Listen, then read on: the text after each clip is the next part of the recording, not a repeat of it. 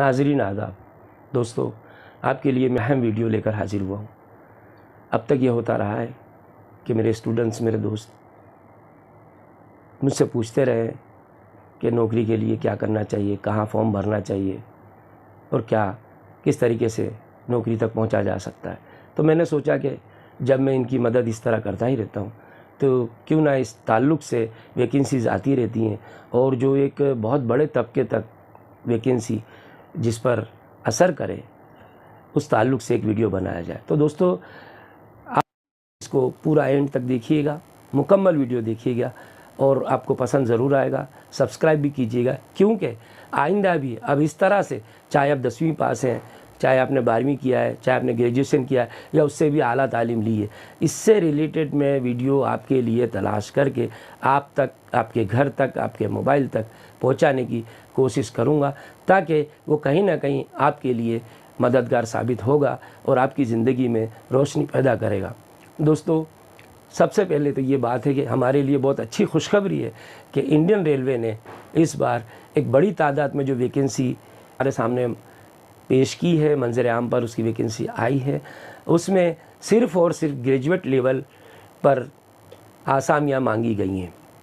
Graduate level यानी 12वीं के बाद आप ग्रेजुएशन करते हैं। वो अगर हम ज़रा सी नज़र करते हैं तो मेरा ख़्याल है अब तालीम का मेयार बढ़ चुका है। हर घर में एक बच्चा ग्रेजुएट तो ज़रूर मिल जाएगा। ग्रेजुएट लेवल की ये वैकेंसी बार बार नहीं आती है, इस बार आई है। आप इसको नज़रअंदाज बिल्कुल मत कीजिए, उसमें फॉर्म भरने की कोशिश कीजिए, उसको देखिए, इंडियन रेलवे की वेबसाइट पर जाइए, उसे पढ़िए, उसका मुताला कीजिए और उसमें आप फॉर्म भरिए। दूसरी अहम बात यह है कि इस वैकेंसी में 18 से 36 साल की उम्र रखी गई है। अमूमन ये होता रहा है कि 18 से 32 साल में वैकेंसी कर दी जाती है, उम्र का ओवर एज आदमी का हो जाता है। लेकिन जो ओवर एज में भी आ गए उनके लिए भी इस बार और सिर्फ इस वैकेंसी में, रेलवे की सिर्फ इसी NTPC में नॉन टेक्निकल पोस्ट में सिर्फ और सिर्फ 18 से 36 साल इसमें रखा गया है, जो आपके लिए बहुत ही मुफीद है और आपके लिए एक सुनहरी मौका है। इसको आप बिल्कुल ना छोड़ें। आप इसमें फॉर्म भरिए, आप देखिए कि आप उससे आपके लिए क्या नताइज सामने आते हैं, आपको क्या फ़ायदा होता है। आप इसके लिए ख़ुद भी फॉर्म भर सकते हैं, किसी कंप्यूटर के जानकार वाले के पास जाकर या साइबर काफ़े में जाकर फॉर्म भर सकते हैं। कोई बड़ी बात नहीं है। जिन चीज़ों की ज़रूरत हुआ करती है वो चीज़ें आपके पास, आप ग्रेजुएट हैं, आपके पास सारी चीज़ें मौजूद होंगी।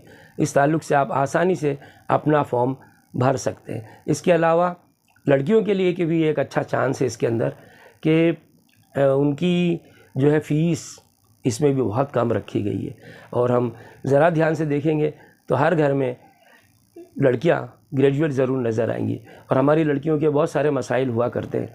रेलवे की पोस्ट बहुत ही अहम पोस्ट मानी जाती है। दूसरी तमाम बातों को एक तरफ रखा जाए तो मैं ये भी बताना चाहूँगा कि रेलवे में 13 महीने की तनख्वाह सैलरी दी जाती है। दिवाली पर 1 महीने का बोनस अलग से दिया जाता है। तो ये एक बड़ी चीज़ है जो दूसरी जगह हमें नज़र नहीं आती।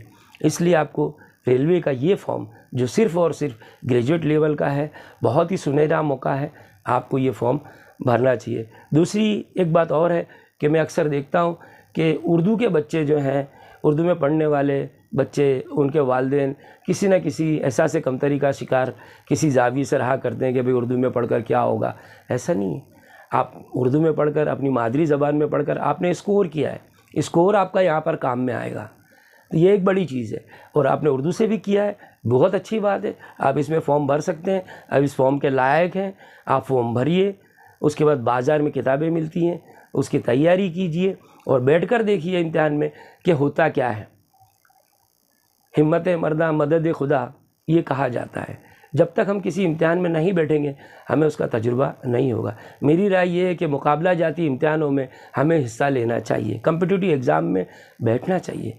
2-4 एग्ज़ाम में बैठने के बाद, एक इम्तिहान देने के बाद हमारा एक माइंड सेट हो जाता है कि किस तरह एग्ज़ाम की पैटर्न क्या है, एग्ज़ाम में किस तरह के सवालात आते हैं, किस तरह से फीचर्स होते हैं, कौन सी तैयारियां हमें करनी चाहिए, किस तरह के करंट न्यूज़ पर हमें ध्यान रखना चाहिए और दूसरी तमाम बातों का हमें आसानी से ख्याल आ जाता है। लिहाजा हमें इस एग्ज़ाम में बैठना चाहिए।